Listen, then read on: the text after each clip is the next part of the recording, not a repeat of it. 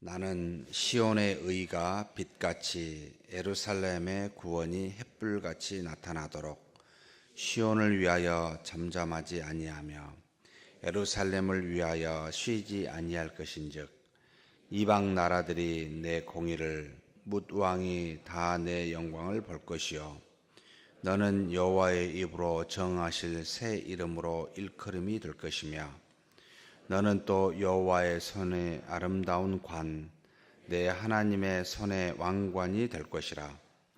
다시는 너를 버림받은 자라 부르지 아니하며 다시는 내 땅을 황무지라 부르지 아니하고 오직 너를 헵시바라 하며 내 땅을 뿔리라 하리니 이는 여호와께서 너를 기뻐하실 것이며 내 땅이 결혼한 것처럼 될 것임이라.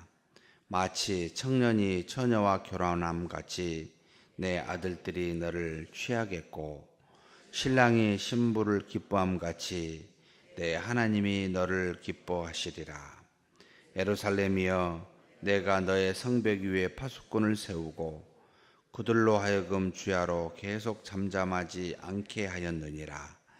너희 여호와로 기억하시게 하는 자들아, 너희는 쉬지 말며 또 여호와께서 예루살렘을 세워 세상에서 찬송을 받게 하시기까지 그로 쉬지 못하시게 하라.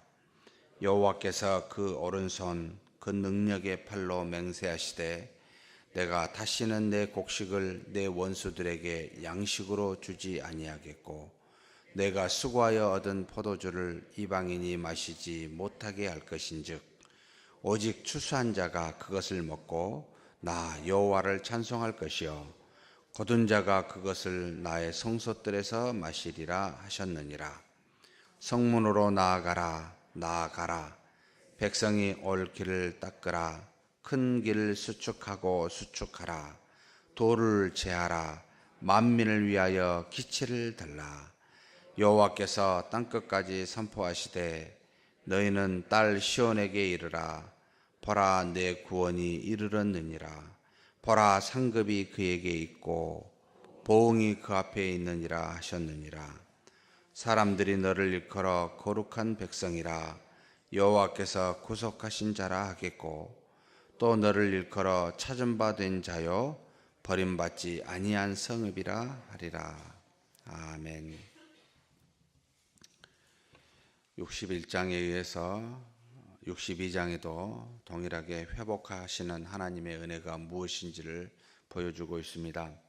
61장 후반부 61장 10절에서부터 62장 끝까지 회복함을 입은 이스라엘 백성, 우리로 표현하면 구원받은 하나님의 자녀들, 해야 할 일이 무엇인지, 하나님의 그 구원의 은혜로 우리가 어떻게 행해야 되는지를 보여주고 있는 장면입니다. 한 4가지 정도로 우리에게 가르쳐주고 있습니다. 61장 10절에서 11절의 말씀은 감사와 찬미를 드리는 모습을 그리고 있습니다. 내가 여호와로 말미암아 크게 기뻐하고 또 내 영혼이 나의 하나님으로 말미암아 즐거워하리니 곧 기쁨과 감사를 하나님께 드리는 택한 백성의 모습을 보여줍니다. 그래서 그 구원해 주신 옷, 또 공의로운 겉옷이라는 표현으로 우리에게 말했습니다만 구원과 공의를 우리에게 주셨기에 공의와 찬송을 모든 나라 앞에서 솟아나도록 그렇게 감사와 찬미를 드리라라고 요청하고 있습니다. 이것이 구원을 받은 하나님의 자녀의 마땅히 행할 모습입니다. 그래서 기본적으로 우리는 어디서든지 감사와 찬송이 우리의 가장 바탕입니다. 그러니까 항상 그림을 그리면 도화지가 무슨 색깔이어야 됩니까?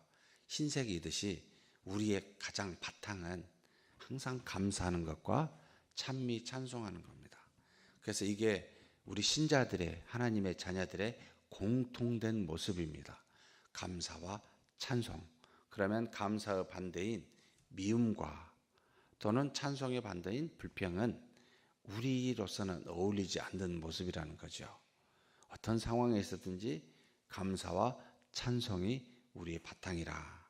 두 번째로 1절에서부터 우리 한 5절까지 나타나 있습니다. 무엇을 말합니까? 시온의 의가 빛같이 예루살렘의 구원이 햇불같이 나타나도록 잠잠하지 않고 쉬지 아니할 것이다 라고 말합니다. 무슨 말입니까? 의와 구원을 여러분 드러내라는 겁니다. 영광을 나타내라는 겁니다. 하나님이 우리에게 주신 구원, 하나님이 우리에게 주신 의, 여러분 그 영광을 삶 속에서, 삶이라고 할 때는 가정과 일터와 교회, 우리가 머물러 있는 모든 곳에서 그 영광을 여러분 있는 그대로 드러내십시오. 우리는 하나님의 자녀답게 항상 어디서든지 기도합니다. 하나님의 자녀답게 어디서든지 우리는 하나님을 나타냅니다. 누가 뭐라 하든 여러분 어디서든지 우리는 하나님의 자녀로서 하나님신 일용할 양식 앞에 기도하고, 누가 뭐라 하든 우리는 하나님의 뜻이라고 말하며 그렇게 증거하고, 그것처럼 구원받음에 대해서 우리에게 주신 하나님의 공의로움에 대해서 있는 그대로를 드러내십시오. 이걸 영광이라. 하나님이 우리 안에 계시는데 있는 그대로 나타내십시오 라고. 그래서 이방 나라와 뭇 왕들이 내 공의와 영광을 볼 것이다. 또 여호와의 입으로 정하실 새 이름으로 일컬음을 받을 것이다. 무엇이죠? 하나님의 자녀라는, 거룩한 자라는 일컬음을 받게 됩니다. 또 여호와의 손에 아름다운 관 왕관이 되리라. 하나님이 우리에게 주시는 굉장히 삶의 풍성한 것들이 많습니다. 우리는 이것을 은혜라고도 하고 달란트라고도 하고 수많은 여러 가지 것들을 말하고 있습니다. 하나님이 우리에게 주시는 왕관이 있고 우리에게 그렇게 왕관으로 수많은 것들을 베풀어 주십니다. 이것이 하나님의 영광을 나타내는 그런 모습입니다. 사랑하는 성도 여러분, 주신 것을 감추지 마시고 있는 그대로를 드러내십시오.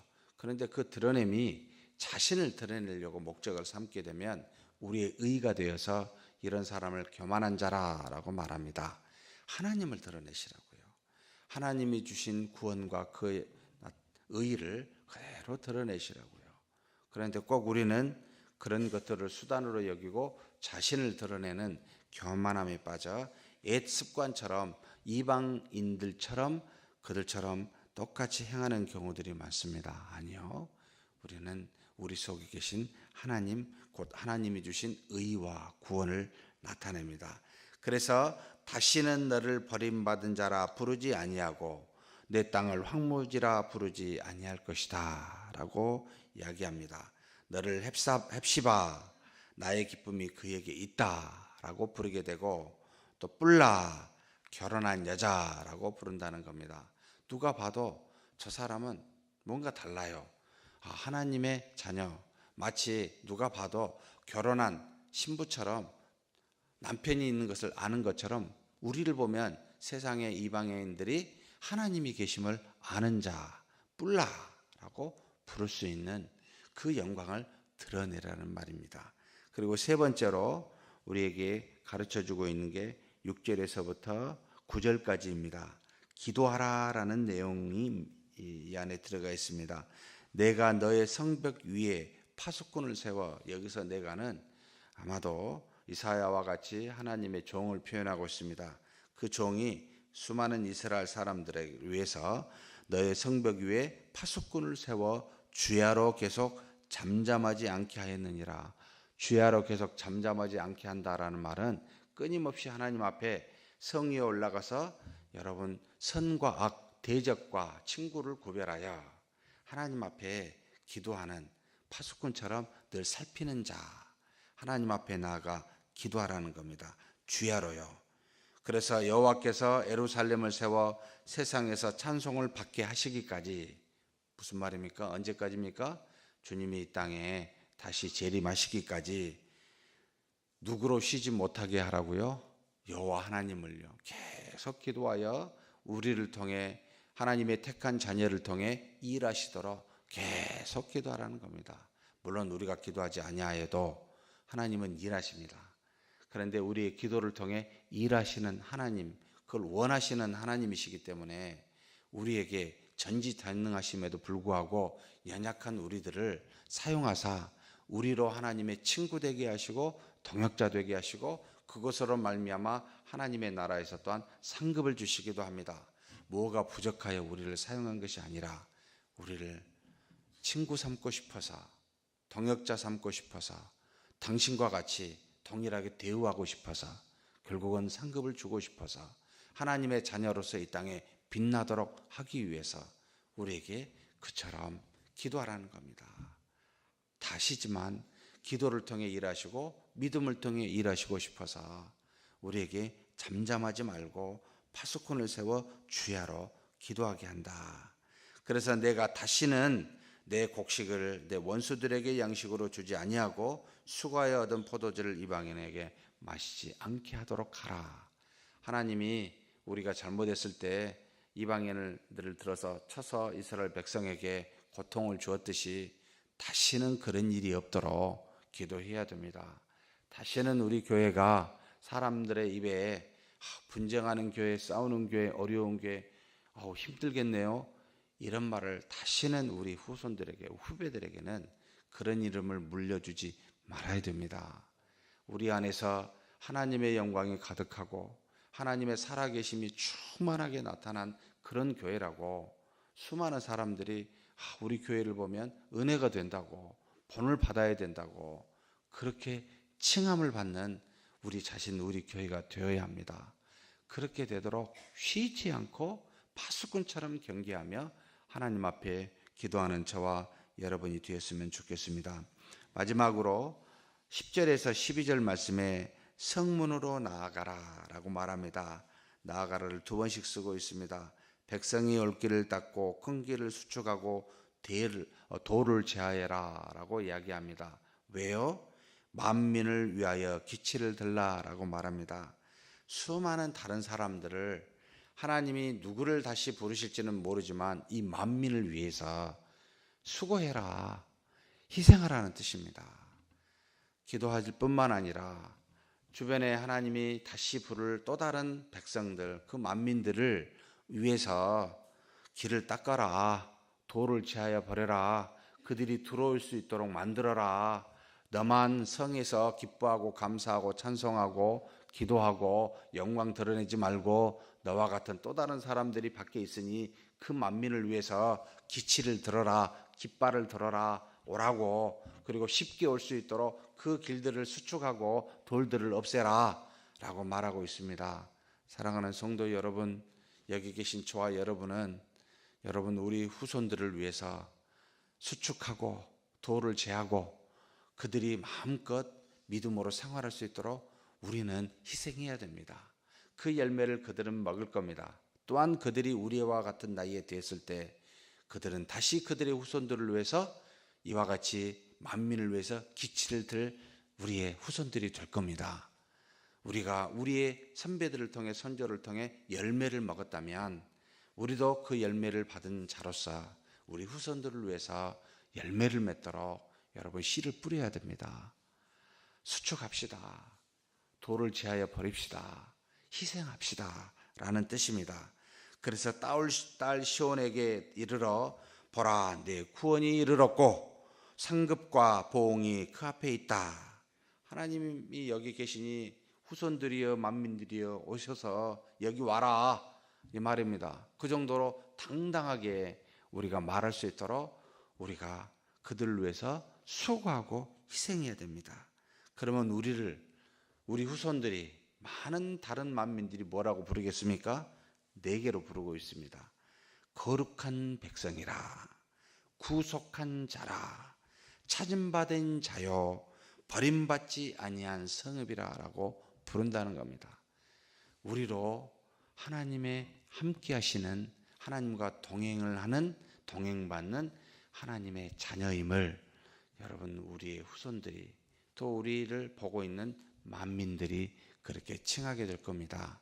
그래서 여러분 화평케 하는 자는 복이 있는데 왜요? 우리로 하나님의 자녀됨을 일컬음을 받는 하나님의 놀라운 역사가 우리를 통해 일어나기에 그와 같은 은혜를 받게 됩니다. 그렇게 사는 저와 여러분이 되었으면 좋겠습니다. 감사와 찬송하십시다. 그 다음에 영광을 드러냅시다. 기도하십시다. 수고하고 희생하십시다. 그렇게 오늘도 사는 저와 여러분이 되기를 주의 이름으로 축복합니다. 하나님 아버지 감사합니다. 하나님께서 이사야를 통해 회복될 이스라엘 백성, 구원받은 하나님의 자녀가 어떻게 살아야 될지를 가르쳐 주시니 감사합니다. 하나님의 구원을 받고 공의를 값없이 받은 우리로서 항상 감사와 찬미가 끊이지 않게 도와주시고 하나님 앞에서 그 공의를, 그 구원을 있는 그대로 영광으로 드러내는 우리가 되게 하여 주옵소서. 밤낮으로 하나님 앞에 파수꾼처럼 아버지 앞에 기도하는, 잠잠치 아니하고 우리를 통해 일하시는 하나님 앞에 끊임없이 일하실 수 있도록 우리가 기도하게 도와주시고 만민을 위하여, 후손을 위하여 우리가 오늘 수고와 희생을 아끼지 아니하는 우리 모두가 되게 하여 주시옵소서. 감사하고 우리 주님 예수님의 이름으로 기도하옵나이다. 아멘.